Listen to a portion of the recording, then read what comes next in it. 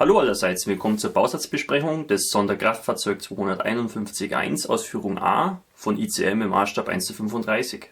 Dieser Bausatz hier schließt eine sehr wichtige Lücke in der 251er Reihe.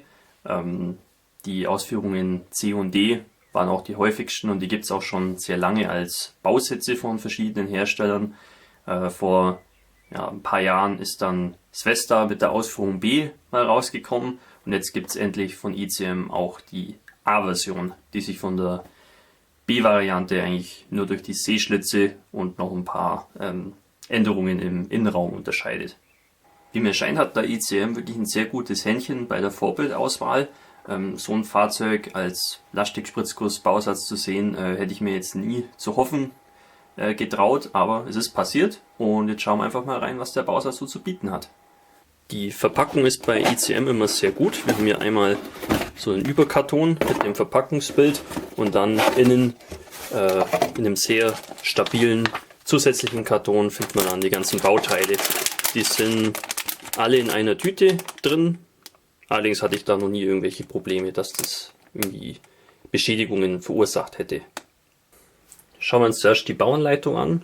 Hier haben wir erstmal eine Hintergrundgeschichte zum Fahrzeug auf Ukrainisch und auf Englisch, auch mit ein paar technischen Daten dabei. Dann folgt hier eine Farbtabelle, die bezieht sich auf Revell und Tamiya Farben und ganz unten haben wir noch eine Zeichenerklärung zur Bauanleitung. Hier auf der Doppelseite sehen wir dann alle enthaltenen Gießäste und Teile. Gut finde ich, dass es so groß gedruckt ist, es ist alles klar erkenntlich und detailreich. Das ist auf jeden Fall eine schöne Unterstützung beim Bau dieses Modells. Die Glassichtteile, da braucht man anscheinend nur die 2 Scheinwerferlinsen, der Rest geht in die Restekiste. Dann geht hier der Zusammenbau los mit der Unterwanne, die besteht aus mehreren Teilen. Das sollte allerdings kein Problem sein, so kompliziert ist die Passung hier nicht. Dann haben wir hier die Staukästen, dann der Fahrzeugboden mit den seitlichen Schutzblechen und den Kotflügeln vorne. Dann kommen hier schon die Staukästen ran und die Seitenpanzerungen für die untere Hälfte. Das ist immer so ein Schritt, das ist bei vielen Bausätzen immer eine Fehlerquelle, weil die Bauanleitungen immer vorschlagen, das so peu à peu einzubauen und dann erst später sozusagen das Dach aufzusetzen. Das ist immer ein wenig ein Problem. Ich würde da empfehlen, die ganzen Teile vorzubereiten und das dann in einem Zuge zusammenzubauen. Mit einem Kleber, der relativ langsam trocknet. Das ist meistens wesentlich besser. Man hat dann auch noch ein bisschen Möglichkeiten, was zu korrigieren, weil die Teile noch nicht ganz fest sind, kann man noch ein bisschen hin und her schieben, bis die Passung eben gut ist oder so gut wie sie eben wird. Und dann kommt man meistens schon ums Spachteln und Schleifen ziemlich gut herum. Also habe ich schon öfter beobachtet, dass das einfach eine Fehlerquelle sein kann. Und da würde ich jedem empfehlen, auch bei diesem Bausatz vom Bauplan abzuweichen. Das ist aber auch das Einzige, was ich hier bemängeln kann. Ansonsten gefällt mir die Bauanleitung sehr gut. Es werden pro Bauschritt nur wenige Teile verbaut und das Ganze ist dann eben entsprechend auch übersichtlich. Hier kommt dann der Motor schon. Der sieht ziemlich komplett aus. Finde ich schön. Man kann ja auch die Motorhaube offen darstellen, dass man das Schätzchen später auch sehen kann. Nun geht es hier an den Innenausbau. Da kommen allerlei Kleinteile rein. Da brauche ich jetzt nicht viel dazu zu sagen. Das ist alles schön gemacht und klar ersichtlich, wo es hingehört. Dann haben wir hier den oberen Teil der Panzerung. Hier mit den C-Schlitzen seitlich. Das ist eben das spezifische Merkmal der Ausführung A. Ist hier ganz schön dargestellt, auch innen mit diesen ganzen Hebelchen für den Öffnungsmechanismus von diesen Sichtklappen. Genau die Motorhaube liegen diese Luken separat bei, kann man also offen darstellen, dass man den Motor auch gut sehen kann. Hier diverse Sehschlitze und so weiter und Visiere, die eingebaut werden. Das macht alles einen sehr detaillierten Eindruck auf mich. Da würde ich mal sagen, ist es schon recht reizvoll. Hier haben wir eine Option für ein Funkgerät. Das hatten nicht alle Fahrzeuge anscheinend, aber die Option besteht, das finde ich gut. Das sieht auch ein bisschen improvisiert aus. Der Antennenmast hier ist sozusagen direkt am Funkgerät dran. Die Hecktüren kann man offen bauen. Vermutlich auch beweglich das Ganze. Ich denke, das lässt sich schon bewegen in den Lagern. Dann kommen hier die Achsen ran und auch schon die Scheibenräder. Das ist immer ein bisschen so das Problem bei diesen Bausätzen. Die Bemalung von diesen Gummilaufflächen von den Scheibenrädern, das ist doch etwas nervenaufreibend. Da braucht man einfach ein bisschen Geduld dafür. Ja, weiter geht's hier mit dem komplizierten Fahrwerk. Die Ketten hingegen liegen als Vinylketten bei. Das ist in dem Fall eigentlich auch ganz gut. Sparen wir uns ein bisschen Arbeit. Ja, dann geht's hier weiter mit diversen Anbauten außen, Werkzeugen und so weiter. Das ist auch ganz schön. Die MG-Lafetten, da liegt hier auch ein Dreibein zur Fliegerabwehr bei, was hier seitlich verstaut wird. Das ist ein sehr schönes Detail. Kann man eigentlich mehr so als Zuladung betrachten. Genau, hier dann, falls man das Funkgerät einbaut, kommt hier die Antenne ran. Dann die diversen MGs, Scheinwerfer, noch mehr Werkzeuge und dann ist das Modell auch schon beieinander. ICM schlägt uns nun 4 Bemalungs- und Markierungsvarianten vor. Die Fahrzeuge sind alle grau, unterscheiden sich nur in den Markierungen. Variante 1, 1. Panzerdivision Frankreich Mai 1940. Das zweite Fahrzeug, 2. Panzerdivision Griechenland Mai 1941. Das dritte Fahrzeug, 1. Panzerdivision Russland Juli 1941 und das 4. Fahrzeug, 1. Panzerdivision Russland November 1941. Das ist dann auch das Fahrzeug mit dem Funkgerät dabei. Also alles in allem sehr schöne Bauanleitung, gut detailliert, große Zeichnungen, wenig Bauteile pro Bauschritt, das sollte also sehr angenehm sein. Schauen wir uns jetzt die Plastikteile an.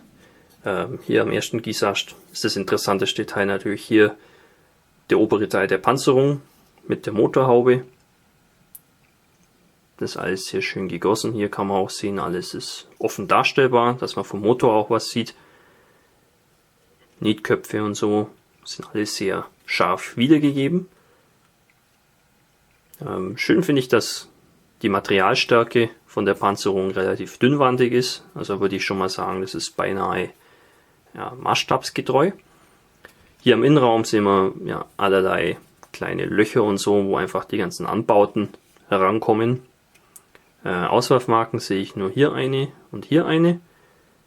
Das ist alles sehr flach und auch an Stellen, wo man es eben nicht sehen kann. Im Motorraum haben wir hier nochmal 4 Stück, aber da ist es auch so, die wird man später kaum sehen. Also das finde ich gut, da sparen wir uns schon mal jede Menge Arbeit. Bei einem Fahrzeug, was eben oben offen ist, ist halt der Innenraum auch sehr wichtig. Hier bei diesen Teilen finde ich gut, dass wenig Angusspunkte da sind. Zum Gießast, da müssen wir nicht viel versäubern. Hier dann der Boden des Kampfraums mit einer schönen Anti-Rutsch-Textur. Und hier auch die Halterungen für die Patronenkästen. Ja, also irgendwelche Sinkstellen oder Fischhäute sucht man hier vergebens. Ist alles sehr schön gegossen. Ja, hier innen am Kotflügel nochmal Auswerfmarken. Das ist aber nicht weiter schlimm. Da kann man leicht ein bisschen Schlamm drüber schmieren, weil so ein Fahrzeug gehört so oder so einfach gealtert. Ja, Instrumente des Fahrerstands. Da gibt es auch ein Abziehbild dafür. Ist aber auch so schon sehr schön detailliert. Ja, sehr schön gegossen, aber das erwarten wir auch bei einem modernen Bausatz. Am nächsten Gießast finden noch mehr Teile der Panzerung, aber hier auch vom Motor. Das sieht wirklich sehr schön aus. Da bin ich wirklich mal versucht, den Motorraum offen darzustellen. Hier auch die Vorderachse mit der Blattfeder, sehr scharf gegossen.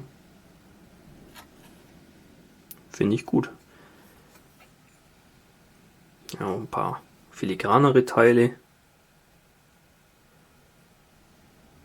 Schöne Nietköpfe hier. Auch die Unterseite ist schön detailliert. Da bin ich mir jetzt nicht ganz sicher, aber ich habe den Eindruck, dass es hier so eine Zusatzpanzerung, wie man sie eigentlich erst bei späteren Fahrzeugen der 251er Reihe sehen kann. Ich glaube, das ist nicht ganz korrekt so. Allerdings ist es so, da kommen so viele Räder und Ketten und dann noch Alterung drüber. Ich denke, das wird man später kaum noch sehen, selbst wenn man danach sucht. Also denke ich mal, ist kein Problem. Ja, hier nochmal Teile der Innenseite, soweit ich das erkennen kann, ohne größere Auswurfmarken. Also auch hier wieder größtes Lob an ICM, dass uns da ein bisschen die Arbeit abgenommen wird beim Versäubern. An diesem Gießast findet man allerlei Kleinteile, die rund ums Fahrzeug gehören. Also wir haben hier Teile der Vorderachse, Motor, aber auch Funkausrüstung und so weiter.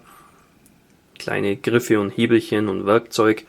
Das ist auch hier wieder alles sehr schön gegossen und auch keine Beschädigungen zu sehen, obwohl das doch sehr fragile Teile sind. Also die Verpackung kann dann doch nicht so schlecht sein, dass alles in einer Tüte drin ist. Hier zum Beispiel die Aufhängungen für die Hecktüren. Sehen wirklich sehr schön aus. Hier haben wir wieder ein paar schöne Nietköpfe drauf. Ja. Funkgerät, finde ich, ist sehr gelungen. Alle Knöpfe sind da ganz toll wiedergegeben. Also da muss ich sagen, hat ICM wieder mal ganze Arbeit geleistet. Dieser Gießast liegt doppelt bei. Hier haben wir jede Menge Teile, die zu den Rädern gehören und auch zum Innenraum. Hier die Karabiner zum Beispiel. Da sind die Halterungen schon angegossen. Das finde ich eigentlich ganz gut. Dann wirkt es auch nicht ganz so klobig, wie das bei manch anderen Bausätzen der Fall ist. Ja, die Achsen haben auch nur einen Verbindungspunkt zum Gießast. Das ist immer ein bisschen zermürbend, wenn man da so viel schneiden und versäubern muss. Das entfällt hier Gott sei Dank. Die Sitzschale hier ist recht interessant. Bei den späteren 251ern ist es natürlich ganz anders aufgebaut. Das ist doch recht interessant. Die Scheibenräder sind sehr schön detailliert. Lauter kleine Nietköpfe und auch diese Durchbrüche sind sehr sauber gegossen und wiedergegeben. Da gibt es eigentlich nur einen Kritikpunkt hier bei den äußeren Scheibenrädern, die sind sehr flach, wie man sehen kann. Und da haben wir auch schon mal drüber geredet in meiner Facebook-Gruppe. Der Roland hat mir das erklärt, das sei wohl nicht ganz so korrekt. Und wenn ich mir zum Beispiel hier von AFV Club diese Räder anschaue, die sind eindeutig stärker gewölbt, mehr wie ein Suppenteller. Also wenn man das praktisch vergleicht, bei ICM sind die sehr flach und hier sind sie eben etwas gewölbter. Und anscheinend ist das Gewölbte ja die korrekte Form. Ist natürlich die Frage, ja, ob das einem darauf ankommt. Ich hätte es wahrscheinlich nicht bemerkt, wenn er es mir nicht gesagt hätte. Gut, aber der Mann kennt sich natürlich auch aus. Ich bin hier ja nur der Amateur sozusagen. Die Bereifung ist hier aus Vinyl gefertigt. Das Reifenprofil sieht eigentlich ganz schön aus. Bei beiden ist eigentlich ganz gut gemacht. Und der eine Angusspunkt ist auch recht bequem. Den kann man dann später so positionieren, dass er unten ist. Weil dieses weiche Material lässt sich halt immer ganz schlecht versäubern. Grundsätzlich habe ich jetzt gegen so Vinylreifen nichts. Die haben nur das Problem, dass sie manchmal ein bisschen altern im Laufe der Jahre und dann spröde werden oder auch ein bisschen, ja, sich zersetzen einfach. Das kann ein Problem sein, muss aber keins. Also im Zweifelsfall kann man da auch Resinreifen sich zulegen. Auch die Ketten sind aus Vinyl gefertigt. Normalerweise bin ich da nicht der größte Fan davon, aber in dem Fall muss ich sagen, bin ich wirklich beeindruckt. Die sind sehr schön detailliert und haben auch keine Makel oder so. Es ist auch relativ weich, das Material, also nicht so störrisch. Das lässt sich dann auch gut anpassen am Fahrwerk. Ein paar Tropfen Sekundenkleber hier und da und dann sitzt es perfekt.